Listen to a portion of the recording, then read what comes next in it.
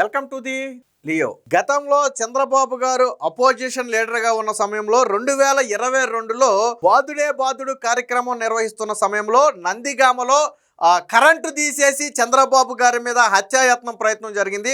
మనందరికీ తెలుసు. చంద్రబాబు గారిని లక్ష్యంగా చేసుకుని బలంగా రాళ్ళు విసిరితే అవి ఆ సెక్యూరిటీ గార్డు పక్కన ఉన్నటువంటి సెక్యూరిటీ గార్డు తలకు తగిలి తల కూడా పగలటం జరిగింది. సో అప్పుడు ఇది తీవ్ర దుమారం రేపింది. రాజకీయంగా కూడా చాలా తీవ్ర దుమారం రేపింది. ఒక Z+ కేటగిరీ ఉన్నటువంటి వ్యక్తి మీద ఇలా రాత్రులు కరెంటు తీసేసి రాళ్ల దాడి చేశారు అంటే ఇదొక ప్రీ ప్లాన్డ్ కుట్ర. టయానికి కరెంటు పోవటం కావచ్చు, రాళ్ళు విసరటం కావచ్చు, యాదృచ్ఛికంగా జరిగింది కాదు. ఒక ప్రీ ప్లాన్డ్ కుట్ర. కాకపోతే అప్పుడు అధికారంలో ఉంది వైసీపీ కాబట్టి దీని మీద యాక్షన్ తీసుకోలేదు. అప్పుడు నిందితులను తాత్కాలిక బెయిల్ మంజూరు చేస్తూ అంటే ఏదైతే సీరియస్ సెక్షన్లు ఉన్నాయో వాటిని నమోదు చేయకుండా తాత్కాలికమైనటువంటి సెక్షన్లు నమోదు చేసి ఇమీడియట్గా సెల్ఫ్ బెయిల్ ఇచ్చేసి వాళ్ళని బయటకు పంపేయడం జరిగింది. బట్ కూటమి ప్రభుత్వం వచ్చిన తర్వాత దీన్ని సీరియస్గా తీసుకుని విచారణ ప్రారంభిస్తే చాలా లోతైన విషయాలు బయటకు వచ్చాయి. ఇదంతా కూడా అప్పటి ఎమ్మెల్యే మొండితోక జగన్మోహన్ రెడ్డి ఆధ్వర్యంలో ప్రీ ప్లాన్డ్గా జరిగినటువంటి కుట్రగా పోలీసులు తేల్చారు. అందులో మొదటి 4 లేదా 5 నిందితులు ఎవరైతే ఉన్నారో మొత్తాన్ని వ్యూహాన్ని రచించింది కావచ్చు, దాన్ని అమలు చేసింది కావచ్చు, చంద్రబాబు గారి మీద హత్యాయత్నం చేసింది కూడా వాళ్లేననే ఉద్దేశంతో పోలీసులు అయితే అదనపు సెక్షన్లు అయితే జోడించారు. ఏదైతే కింది కోర్టు ఇచ్చినటువంటి తాత్కాలిక బెయిల్ ఉందో దాన్ని హైకోర్టు అయితే కొట్టేసింది. ఒక రకంగా హైకోర్టు కూడా సీరియస్ అయినటువంటి పరిస్థితి. ఎందుకంటే ఇంత సీరియస్ అఫెన్స్ ఉండి ఇన్ని ఆధారాలు ఉన్నటువంటి కేసులో నిందితులను సెల్ఫ్ బెయిల్ ఇచ్చేసి వదిలేయటమే కాకుండా కీలక సెక్షన్లు నమోదు చేయకుండా కింది కోర్టు చెప్పటం పట్ల హైకోర్టు కూడా ఆగ్రహం వ్యక్తం చేసి ఆ బెయిల్ను రద్దు చేస్తూ ఇప్పుడు ఇమీడియట్గా హైకోర్టు నోటీసు అందిన 5 రోజుల్లోపు వెంటనే పోలీసుల దగ్గర లొంగిపోవాలి అని చెప్పి కోర్టు అయితే ఆదేశాలు జారీ చేయడం జరిగింది. అంటే ఆ రోజు అధికారం వాళ్ళది కాబట్టి ఏకంగా అప్పటికే 3 సార్లు ముఖ్యమంత్రిగా ఉండి అపోజిషన్ లీడర్గా ఉండి Z+ కేటగిరీగా ఉన్నటువంటి చంద్రబాబు గారి మీదే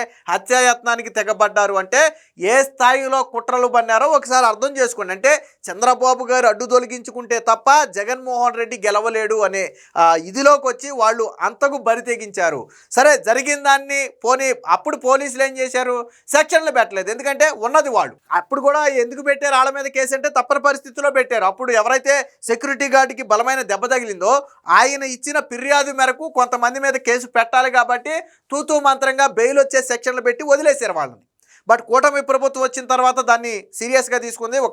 అప్పట్లో మాజీ ముఖ్యమంత్రిని చంపడానికి ప్రయత్నం చేయడం అంటే మాటలా కాదు కదా. సో దాని మీద కూటమి ప్రభుత్వం అయితే సీరియస్గా తీసుకుంది. ఇప్పుడు ఆ కోర్టులో హైకోర్టు ఈ విషయంలో వారందరికీ కూడా బెయిల్ రద్దు చేయాలని చెప్పి ఆదేశాలు ఇచ్చింది. ఒక వార్త కూడా వచ్చింది, చూద్దాం. చంద్రబాబుపై రాళ్ల దాడి ఘటనలో నిందితులకు హైకోర్టు షాక్. నలుగురికి నందిగామ మెజిస్ట్రేట్ ఇచ్చిన బెయిల్ రద్దు. వారంలో సంబంధిత కోర్టులో లొంగిపోవాలని ఆదేశం.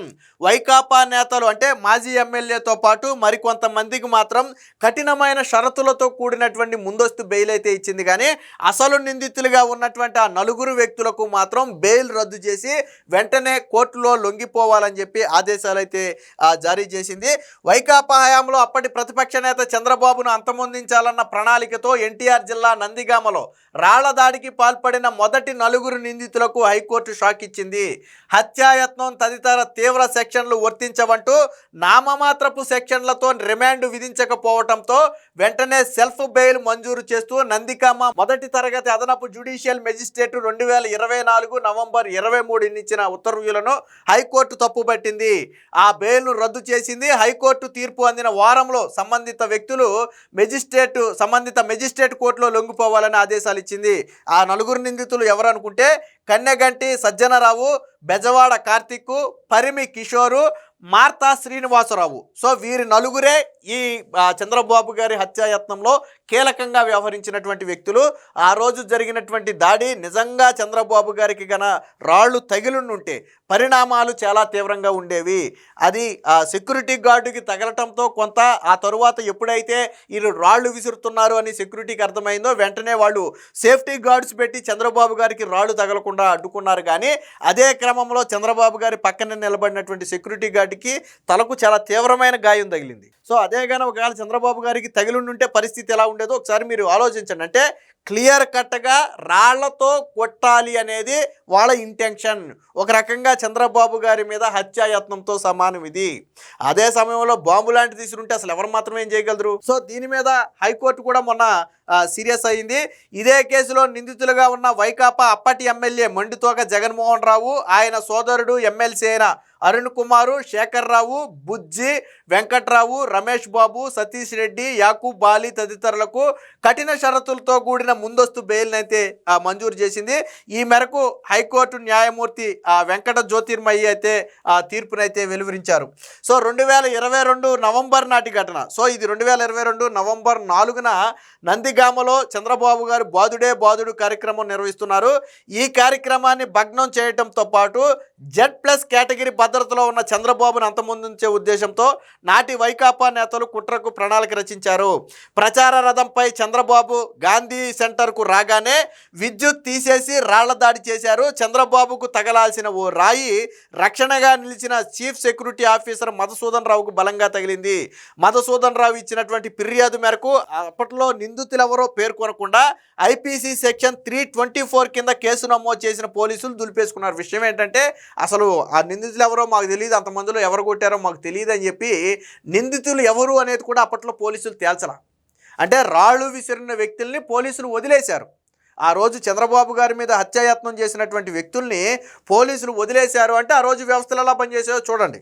కూటమి అధికారంలోకి వచ్చిన తర్వాత యాక్షన్ టీములను ఏర్పాటు చేసి లోతైన విచారణ జరిపింది.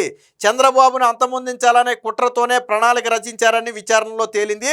ఈ నేపథ్యంలోనే ఐపీసీ 120B అంటే నేరపూరిత కుట్ర, ఐపీసీ 147 5గురు లేదా అంతకంటే ఎక్కువ మంది దొమ్మి లేదా అల్లర్లకు పాల్పడటం, 307 హత్యాయత్నం, 332 విధి నిర్వహణలో ఉన్న ప్రభుత్వ ఉద్యోగిని గాయపరచడం, 353 విధులు నిర్వర్తించకుండా ప్రభుత్వ ఉద్యోగిని అడ్డుకుని దాడి చేయటం, 149 నేరం చేయాలన్న ఉద్దేశంతోనే గుంపుగా చేరటం.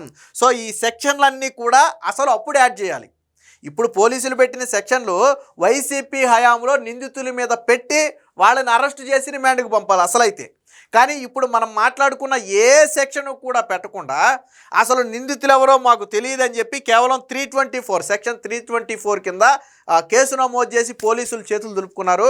బట్ ఇప్పుడు పెట్టిన సెక్షన్లు అసలు సెక్షన్లు, అందులో చంద్రబాబు గారి మీద హత్యాయత్నం ఉంది, విధి నిర్వహణలో ఉన్నటువంటి ఉద్యోగిని గాయపరచడం ఉంది, దీంట్లో కుట్రకోణం ఉంది, 4 లేదా 5 కలిసి దొమ్మి లేదా అల్లర్లు సృష్టించే ప్రయత్నం చేశారనడానికి ఆధారాలు ఉన్నాయి. సో ఇలా ఉన్నాయి. వాస్తవానికి ఇవి కూడా 2-3 టీములుగా ఏర్పడ్డ రాళ్ళు కూడా. సో అది కూడా ఇందులో ఉంటుంది, ఒకసారి చూద్దాం.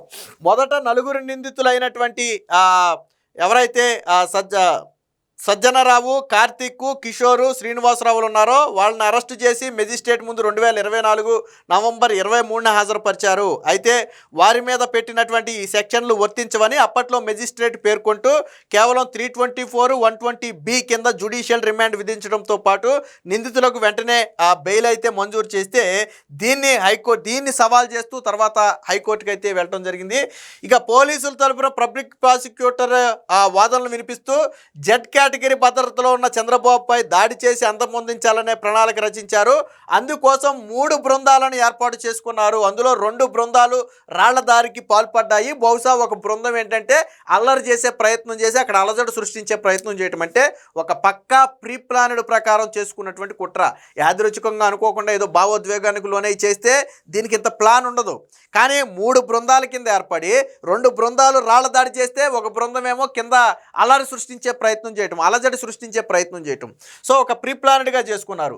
సో అప్పుడు ఆ బృందాలలో విసిరినటువంటి రాళ్ళు చీఫ్ సెక్యూరిటీ ఆఫీసర్కు బలంగా తాకాయి. ఈ ఘటనలో ప్రత్యక్ష సాక్షులు కూడా ఉన్నారు. నిందితులు తీవ్రమైన నేరం చేసినా మెజిస్ట్రేట్ మాత్రం ఉదార స్వభావంతో వ్యవహరించి బెయిల్ ఇచ్చారని, ఇప్పుడు చెప్పినటువంటి సెక్షన్లన్నీ కూడా వారికి వర్తిస్తాయని చెప్పి వాదనలు వినిపించారు. సో ఆ వాదనలతో ఏకీభవించినటువంటి హైకోర్టు అంటే ఇన్ని స్పష్టమైన ఆధారాలు ఉంటే అసలు బెయిల్ ఎలా ఇచ్చారు, నిందితుల మీద ఈ సెక్షన్లు ఎందుకు పెట్టలేదని చెప్పి కింది కోర్టు మీద ఆగ్రహం వ్యక్తం చేయడంతో పాటు వెంటనే ఈ సెక్షన్లన్నీ నమోదు చేసి ఎఫ్ఐఆర్ ఫైల్ చేయాలని ఆదేశిస్తూ వెంటనే వారం రోజుల్లో ఈ నలుగురు నిందితులు ఎవరైతే చంద్రబాబు గారి హత్యకు కుట్ర పన్నిన ప్రధాన నిందితులు ఉన్నారో వాళ్ళ నలుగురు కూడా వారం రోజుల్లో కోర్టులో లొంగిపోవాలని ఆదేశాలు అయితే జారీ చేసింది. ఇప్పుడు వైసీపీ మేడకు ఉచ్చుప్పుడు బిగిసిపోతుంది. ఎందుకంటే వీళ్ళని కస్టడీకి తీసుకున్న తర్వాత అసలు కుట్రకు కర్త కర్మ క్రియ ఎవరనేది తీగలాగుతారు. ఎందుకంటే ఇప్పటికే అప్పుడు మాజీ ఎమ్మెల్యే వీళ్ళంతా ఎమ్మెల్సీ వీళ్ళంతా కూడా ముందస్తు బెయిల్ తెచ్చుకునే ప్రయత్నం చేశారు ఆల్రెడీ ఇప్పటికే. సో ఈ కుట్ర వెనక ఇంకా ఎవరున్నారు, ఎవరి ఆధ్వర్యంలో ఈ కుట్ర పన్నారు అనేది వాళ్ళ అరెస్టు తర్వాత అయితే బయటపడబోతుంది. ఏది ఏమైనా అప్పటి విషయం మీద హైకోర్టు ఆగ్రహం వ్యక్తం చేయడంతో ఇప్పుడు వైసీపీకి కొత్త చిక్కులు అయితే వచ్చాయని స్పష్టంగా చెప్పొచ్చు. Please subscribe to Leo news for more videos.